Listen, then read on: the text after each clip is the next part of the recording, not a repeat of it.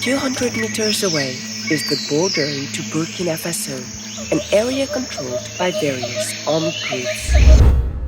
Benin Republic, a small West African state, known for stability, democracy and peace. But before we enter the coup attempt, we need to understand how Benin rose from years of military rule and how terrorism created new pressure in the country. After independence in 1960, Benin struggled with constant political instability, several coups, frequent changes in leadership, and of course, no clear direction. In 1972, Major Matthew Keroko seized power, after which he established a military-guided government with, of course, strict ideology. By the late 1980s, the economy had collapsed, public services had broken down, and frustration reached its peak. Then came the National Conference of 1990, a powerful, peaceful gathering that forced the military to step back and multi-party democracy was restored. In 1991, Nicolas Sogolo became the first democratically elected president. Benin became a symbol of peaceful political transition and democratic development. Le chef djihadiste renouvelle ensuite ses assurances pour les organisations humanitaires. Elles ne sont pas des cibles. Peace came under new pressure in recent years. Terrorist groups operating from Burkina Faso, Niger began to launch attacks in northern Benin. Border towns were targeted, security forces were stretched, and citizens grew increasingly afraid. These attacks were unsettling, mind-blowing, and of course, unbearable. Some soldiers felt under-equipped, some felt unsupported. Citizens worried that government wasn't responding fast enough to their problems. These frustrations created tensions inside the military to the alleged motivation behind the attempted coup. But first of all, why the coup in the first place?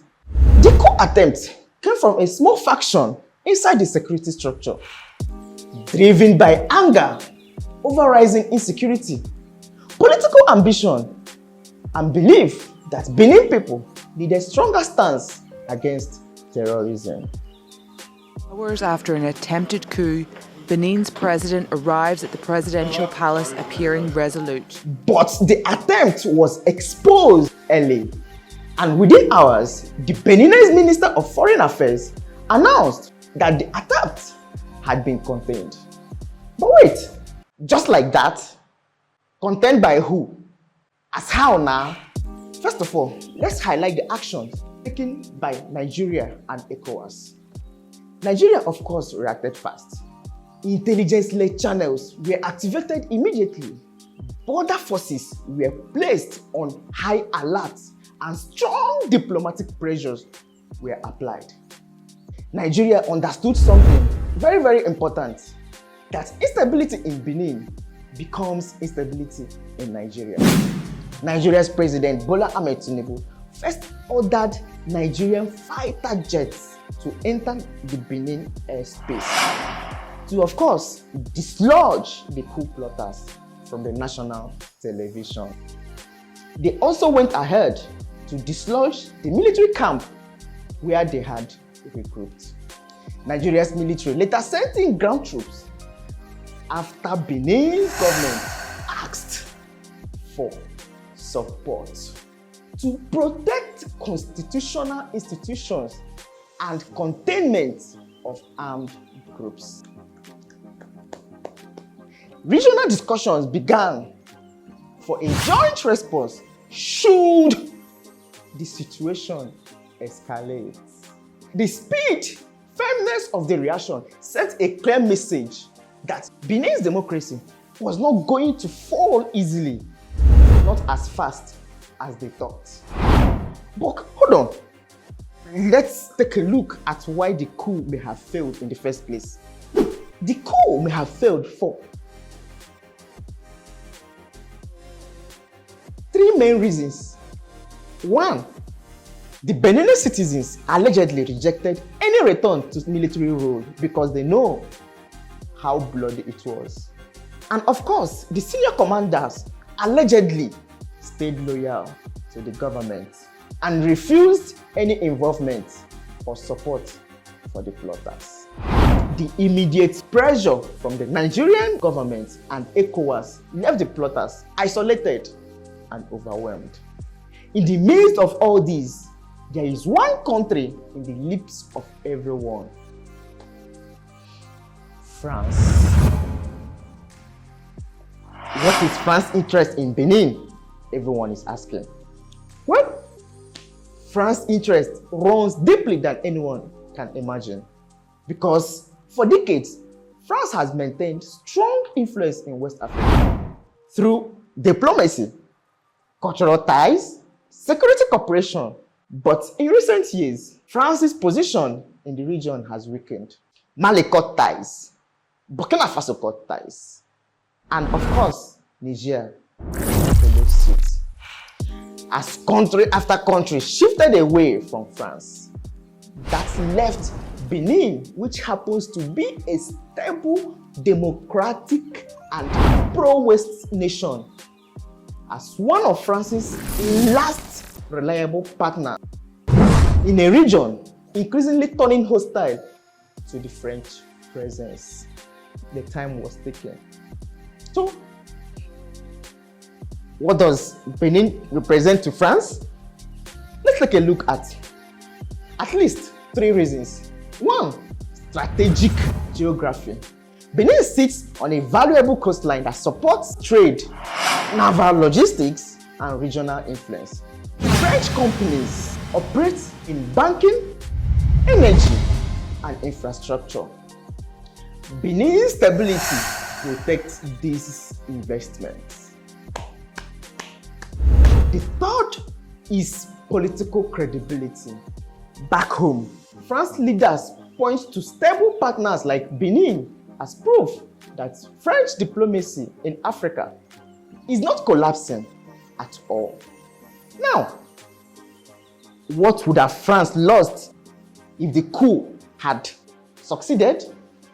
Well, France would have risked losing a major economic partner, one of the last democratic allies in the region, and access to strategic coastline, influence over ECOWAS decisions, a critical security partner, and its remaining credibility in West Africa. So, a coup in Benin would have completed a regional sweep of French presence in West Africa. And for Paris, it would have been a strategic disaster and an embarrassment. So, France watched closely and quietly supported regional efforts. After which, the French president later announced on X that he had a good conversation with the Nigerian president to promote peace, democracy, and stability in the Sahel region. Now, let's look at Nigeria's interest in all these mix.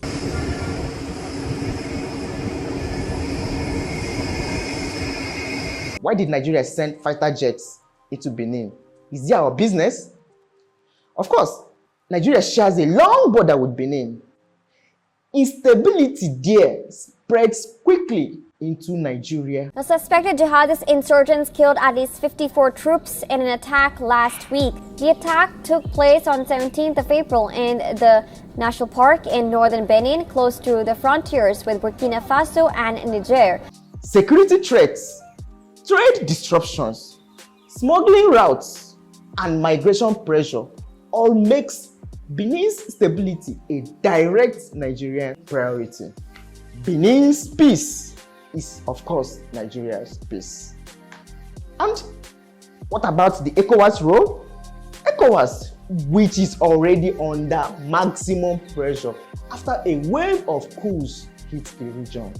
Benin, which happens to be one of the last democratic pillars in the West African corridor, needed utmost protection it could get from the ECOWAS body. So, protecting it was essential for ECOWAS credibility and, of course, future strength. What is next? Is this the last attempt? Probably not, because the level of rising insecurity in the region means tensions will remain the same. But Benin has strong institutions, strong democratic culture, and of course, a strong international support like Nigeria.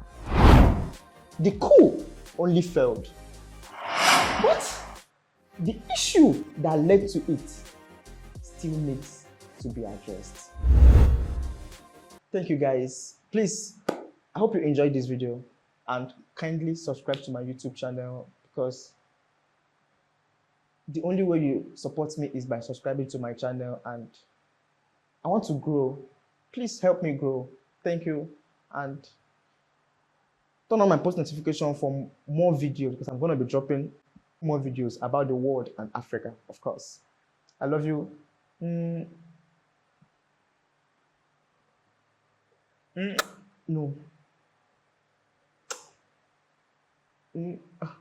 Whatever. Subscribe.